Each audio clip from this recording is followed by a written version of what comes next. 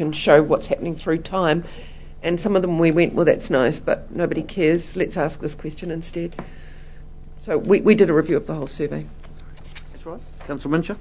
Just, you said to go through. Transportation was the other one where just a comment Barry made the other day.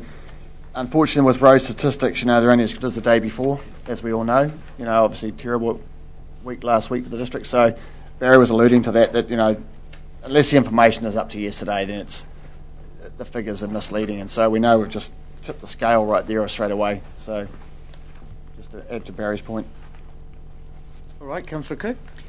Just back on the executive summary page, I realise this is only until the end of March this year, about the hazard plan change and Lake Taupo erosion and flood protection plan changes, and awaiting final technical reports from Waikato Regional Council. Have those been received?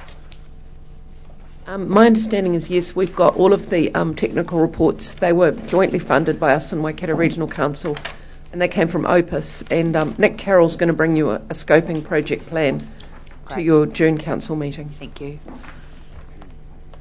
And picking up on the Mayor's point earlier, if you look at page 35 of 43, you'll see that it talks about the implementation of the Lake Taupo flood and erosion strategy in there, and talks about the fact that the forward works plan has been developed and is currently going through Waikato Regional Council for agreement regarding the funding component. Great. So those two things are actually linked.